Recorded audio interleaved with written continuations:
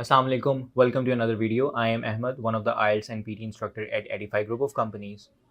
Based on your request, I've selected the topic of this video. आज मैं बताऊंगा कि जो हमारे पास ऑक्सफोर्ड टेस्ट है उसकी स्पीकिंग के जो सेक्शंस हैं वो कौन कौन से हैं और उसको आपने किस तरह से प्रिपेयर करना है और एग्ज़ाम डे में what you need to expect. So let's get started.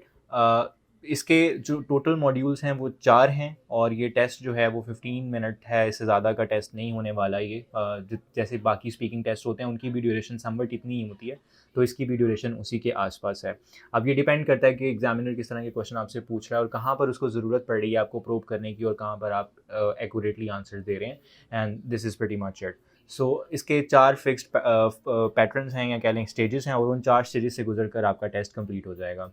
पहली स्टेज जो कि बड़ी इजी स्टेज है वो जनरल क्वेश्चनिंग, बल्कि आप उसको यूँ ट्रीट करें कि वो आपके इंट्रोडक्शन की स्टेज है और उसमें एग्जामिनर आपसे आपका नाम पूछेगा, फुल नेम पूछ लेगा और उसकी स्पेलिंग पूछ लेगा.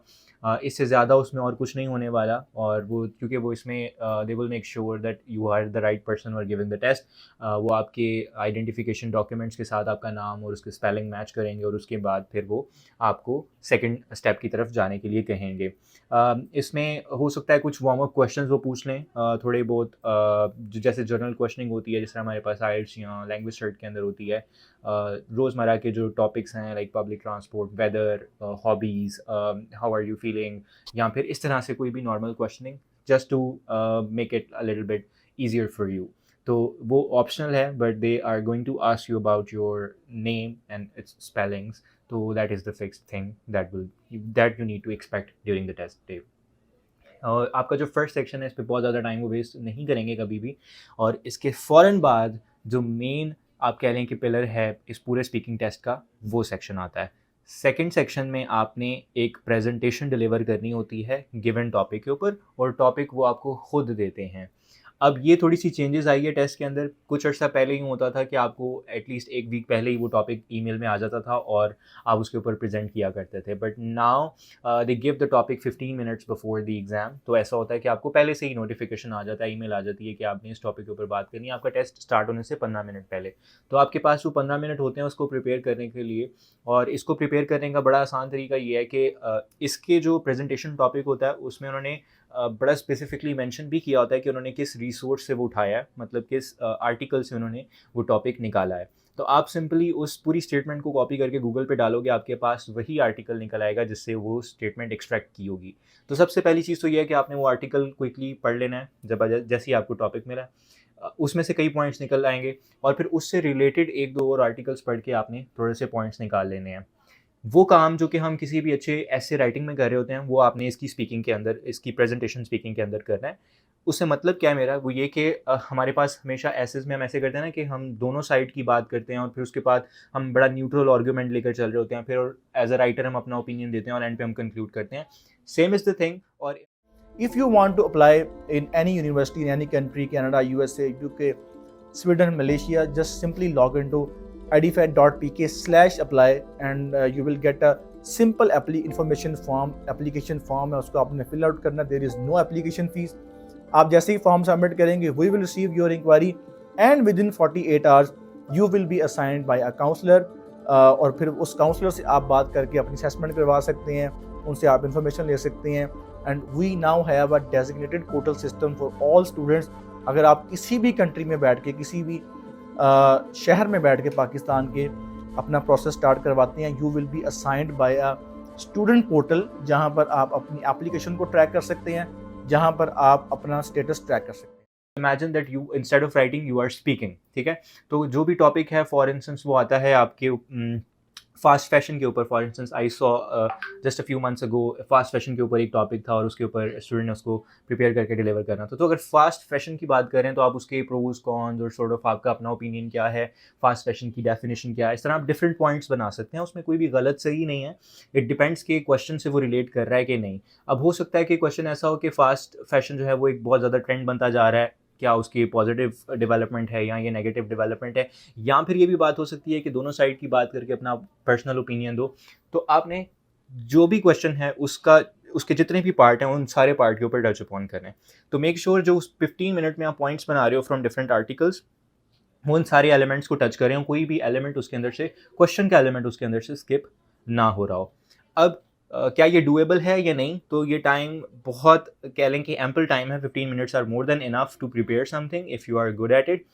लेट्स से कि आपकी कंपनी आपकी जो स्पीकिंग एबिलिटी है that is not very good and you fall somewhere above normal या नॉर्मल के आसपास, तो आप पहले से इसकी प्रिपरेशन कर सकते हो। और पहले प्रिपरेशन करने का तरीका ये है कि जो रिसेंटली पिछले एग्जाम्स में कुछ टॉपिक्स आए हुए हैं, आप उनको गो थ्रू कर सकते हो। And if you don't know about how to prepare for that, so you can reach out to Edify. We prepare our students for Oxford and language search speaking, so we can help you with that. That is being said, moving on to the third part. अब आपके पास third part में questioning होती है obviously, which will take around 5 to 7 minutes। मैं speaking जो second part में जो आप प्रेजेंटेशन दे रहे थे, उसमें आपने 3 से 5 मिनट के दरमियान की प्रेजेंटेशन देनी है। अब डिपेंड करता है वो कितनी है, तो वो सब्जेक्टिव है। उसके फ़ौरन बाद थर्ड सेक्शन में वो आपसे क्वेश्चनिंग करेंगे। अब वो क्वेश्चनिंग जो ज़्यादा उस क्वेश्चन का फोकस होगा ना, वो आपकी स्पीकिंग से ज़्यादा आपकी राइटिंग के ऊपर होगा। तो आपने LRW देते हुए राइटिंग में जो ऐसे लिखा होगा, उस ऐसे में से आपसे क्वेश्चन वो पूछेंगे। अब क्वेश्चन किस तरह से हो सकते हैं? वो 3-4 मेजर क्वेश्चन हैं, वो पूछ सकते हैं आपसे कि आपने कौन से रिसोर्सेज यूज़ किए थे इसको लिखते हुए। अगर आपके पास टाइम लिमिट ज़्यादा होती तो could you have written a bit more, तो आप कहेंगे yes I could have written. या फिर अगर आप नहीं कहेंगे तो आप कहेंगे yes I pretty much covered everything. इस तरह का आप कोई भी एमिकेबल सा आंसर, दरमियान सा न्यूट्रल सा आंसर दे सकते हो। इसके अलावा वो आपसे पूछ सकते हैं कि आपको अपने ही ऐसे के अंदर सबसे इंटरेस्टिंग फैक्ट क्या लगा था, तो आपने उस फैक्ट की बात कर देनी है कि हमें सबसे कि मुझे एज अ राइटर वो लिखते हुए सबसे ज़्यादा इंटरेस्टिंग या शॉकिंग या सरप्राइजिंग फैक्ट जो है वो क्या लगा था। और रिसोर्सेज में आप यूँ ही बता सकते हो कि I am an avid reader, so I want I have a lot of information about this topic through blogs और सारा रीडिंग वगैरह से, तो that's how I actually wrote this whole essay. तो मेजर चंक आपके ऐसे में से होगा।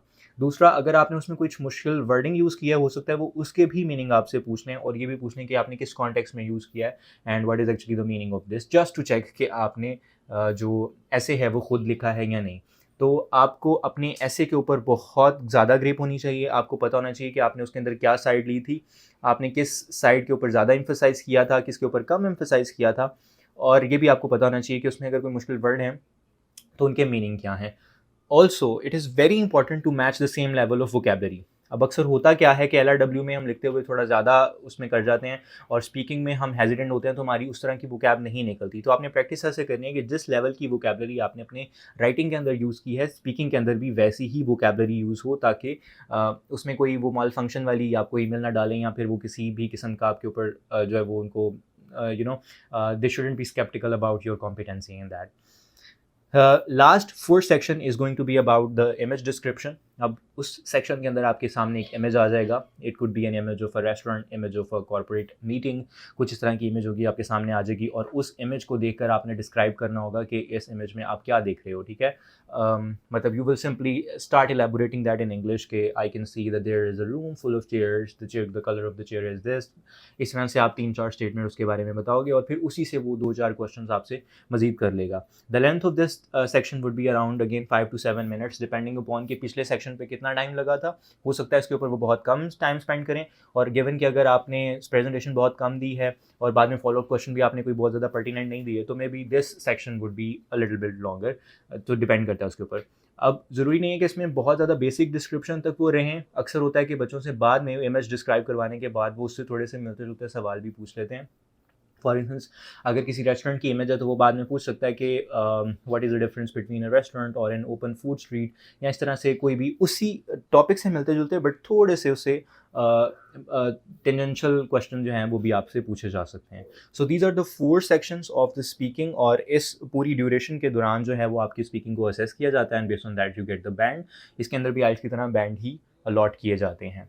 So this was all about Oxford speaking test.